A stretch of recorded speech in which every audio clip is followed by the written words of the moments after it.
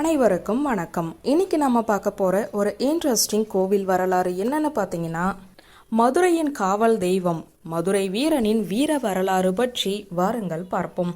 சில நூற்றாண்டுகள் முன் காசிராஜன் என்ற அரசர் வாழ்ந்து வந்தார். அவரின் மனைவி செண்பகவல்லி. இவர்களுக்கு குழந்தை பேறு நீண்ட காலமாக இல்லாமல் இருந்தது. இதனால் இவர்கள் இருவரும் சிவன் பார்வதியை வேண்டி தவம் இருந்தனர்.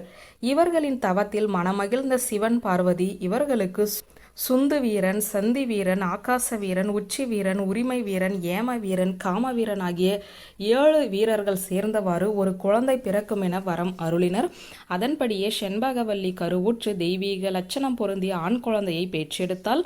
குழந்தை பிறந்தவுடன் மன்னர் காசிராஜன் தனது ஆஸ்தான ஜோதிடர்களை வரவழைத்து பிறந்த நேரத்திற்கு ஏற்ப ஜாதகம் கடித்து சொல்லுமாறு கேட்டார்.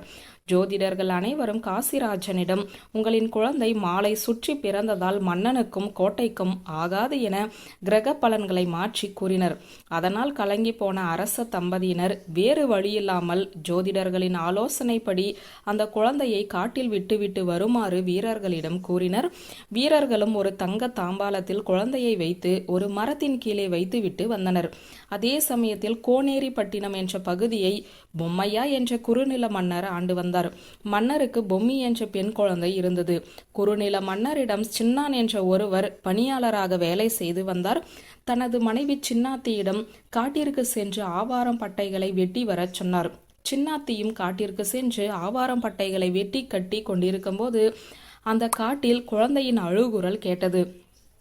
சின்னாத்தியும் அழுகுரல் கேட்ட இடத்திற்கு சென்று பார்த்தபோது அங்கு குழந்தை தங்க தாம்பாலத்தில் மின்னியவாறும் நாகம், புலி, மான், முயல் போன்றவை குழந்தையை பாதுகாக்க அங்கும் இங்கும் ஓடிக்கொண்டிருப்பதையும் பார்த்தாள்.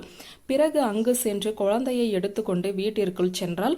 அதை பார்த்த சின்னான், இந்த குழந்தை யாருடையது என கேட்க நடந்தவற்றை கூறினாள் சின்னாத்தி.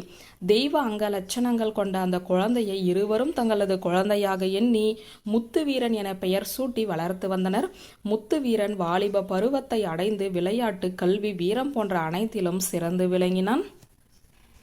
வியூவர்ஸ், இந்த வீடியோ உங்களுக்கு பிடித்திருந்தால் லைக், கமெண்ட், ஷேர் பண்ணுங்க. நன்றி.